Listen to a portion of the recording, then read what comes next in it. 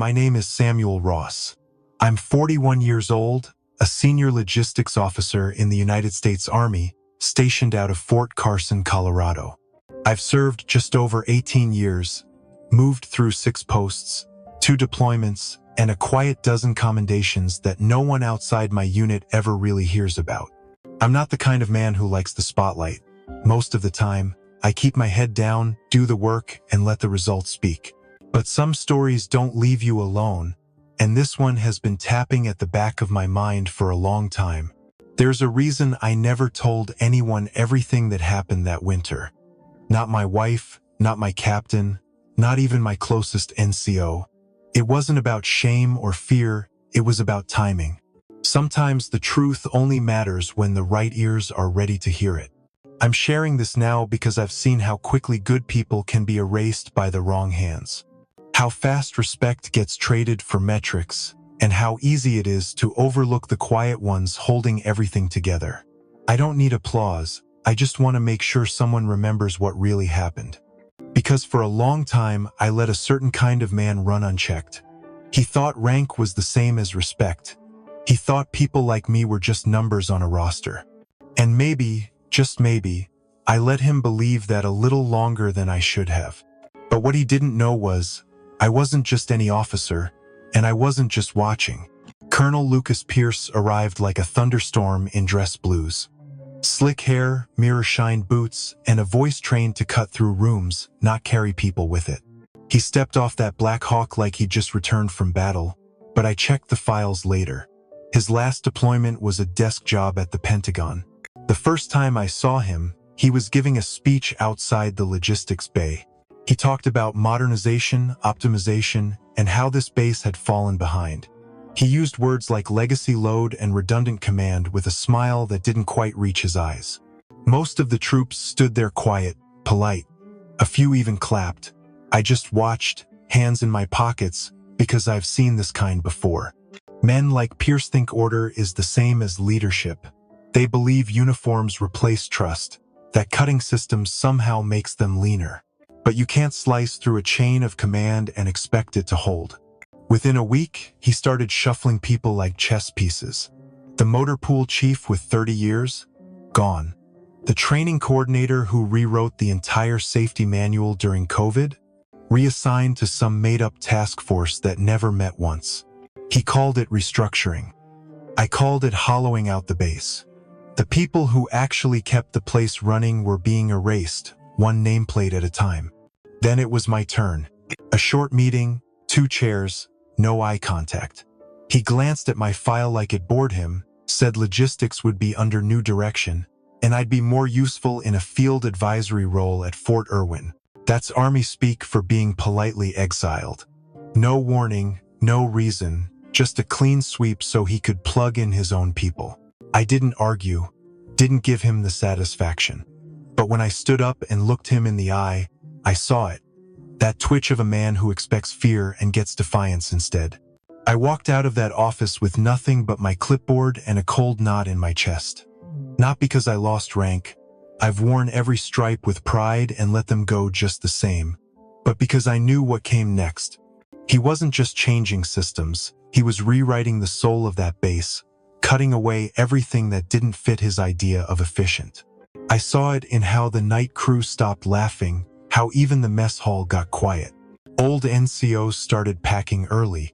Guys who taught me everything from vehicle routing to supply chain blackouts disappeared from rosters without a word. And still, no one asked why. Pierce didn't have to yell. His power came in silence, in the fear he planted with every clipboard shuffle and mission brief reworded to sound urgent. It was death by policy. I stayed quiet for a while, took the reassignment, played along, kept my head low. But I was watching. I saw how he built his empire, and I started counting every brick he stole to do it.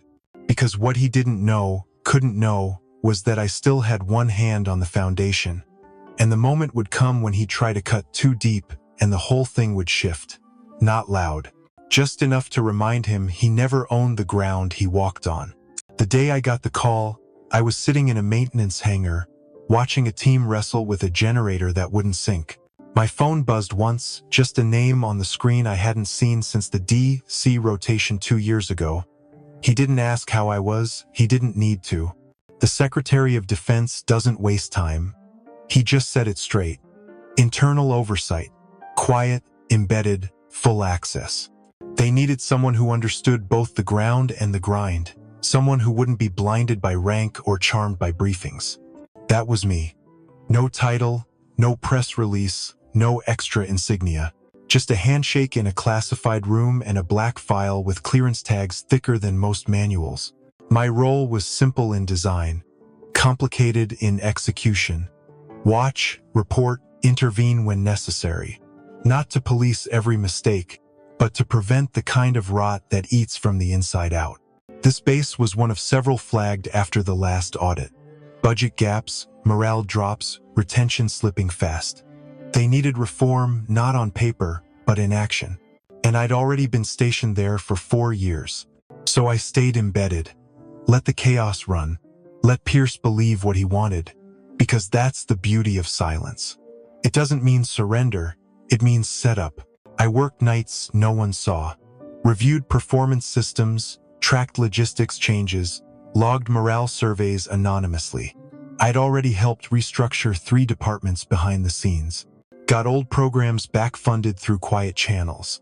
None of it carried my name. When Pierce started making noise, I didn't flinch. I documented everything. Every unfair transfer, every forced resignation, every policy shift that cut deeper than it should have. What he didn't know was that any directive above a certain threshold triggered my authority to act. His mistake wasn't just arrogance, it was ignorance, and I let him walk right into it. Because real oversight doesn't scream. It listens. Then it moves. And when it moves, it doesn't warn you. It ends you. He called me into his office just after 1700 hours. The sun was dropping low through the blinds, casting long shadows across the table. Lucas stood by the window like he was posing for a leadership magazine, backlit and smug. He didn't ask me to sit, just stared at me for a second, then turned and laid a file on the desk. Said some words about performance, tone, alignment, all corporate fluff dressed in uniform. I didn't blink. Just stood there, hands behind my back, letting him have his speech. He paced a little, then finally looked me straight in the eye and told me I was no longer a good fit for the direction he wanted.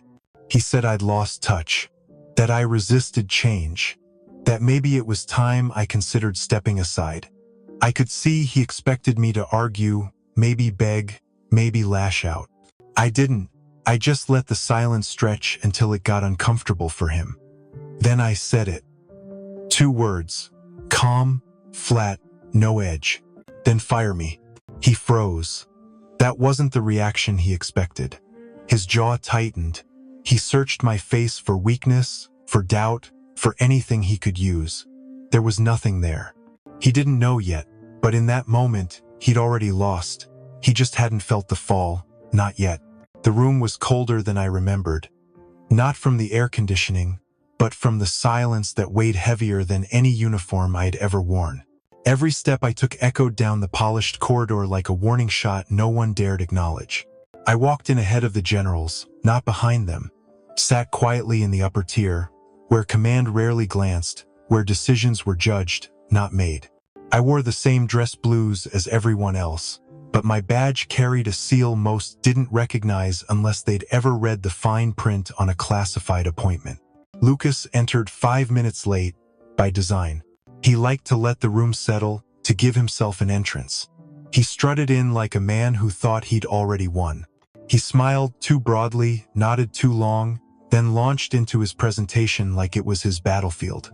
Charts, names, shifts in command. The word restructure kept showing up like it meant progress.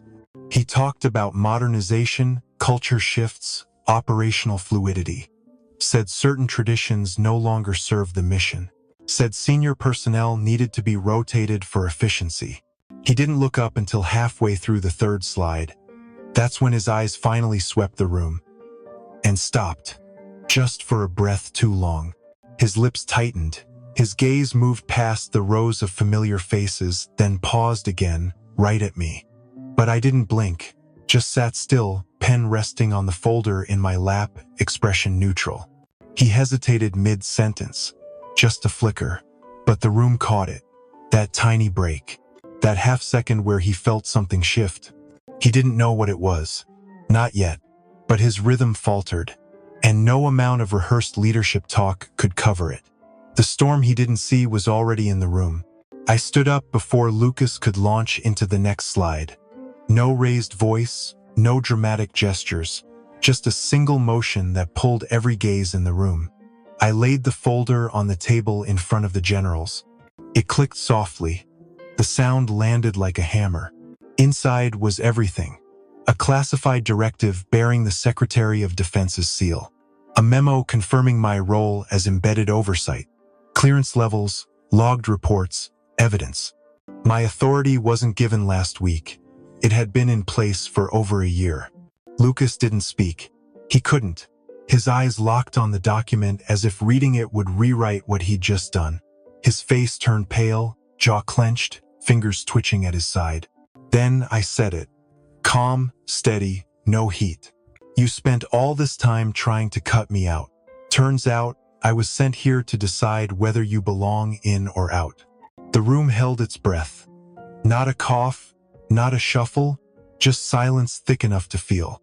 Lucas looked like someone had just kicked the ground out from under him, and all I did was stand there. Watching him realize the trap wasn't set today, it had been waiting all along. Lucas was gone within the week. They said it was a reassignment, strategic realignment, some polished phrase that softened what everyone knew. Washington doesn't ask questions when silence is easier. The base settled back into rhythm. Orders flowed again. Conversations stopped sounding like reports. You could feel the difference, like the tension in the air had finally exhaled. A few days later, I was called in by the regional command. They offered me the chair Lucas had just left behind. Full promotion, permanent authority. But I shook my head before the sentence even ended. I told them I had work to finish, quiet work. I didn't want the desk or the title. I wanted to stay where I was, close to the men, close to the truth. They respected it. Not everyone would have, but they did.